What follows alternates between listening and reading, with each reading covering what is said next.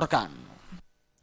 Krisis air bersih akibat kemarau panjang di Kabupaten Lamongan, Jawa Timur saat ini kondisinya sudah sangat memprihatinkan.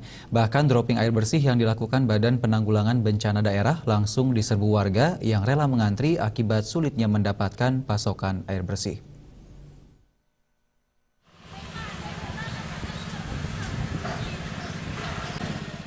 Tidak lama setelah truk tangki milik Badan Penanggulangan Bencana Daerah BPBD Lamongan datang, puluhan warga langsung berduyun-duyun untuk mengantri mendapatkan air bersih.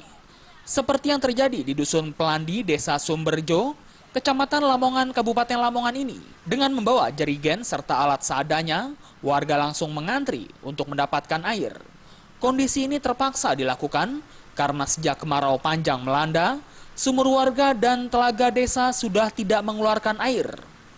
Salah seorang warga, Sudarsono, mengaku selama ini warga terpaksa mengambil air di desa tetangga yang jaraknya cukup jauh dari pemukiman, yang digunakan untuk kebutuhan minum dan masak.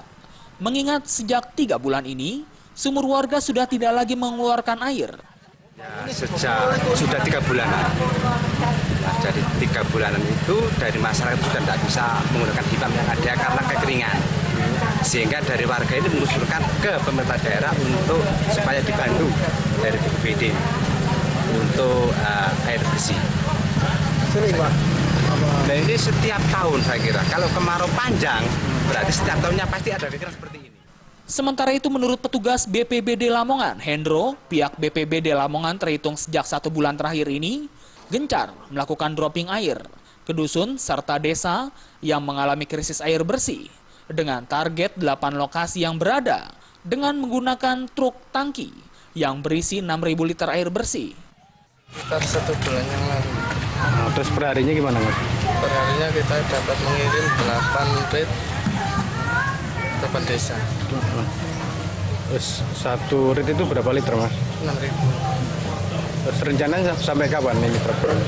Rencananya sampai bulan 11. Dusun Pelandi ini sendiri merupakan satu dari puluhan lokasi yang mengalami krisis air bersih di saat kemarau panjang melanda.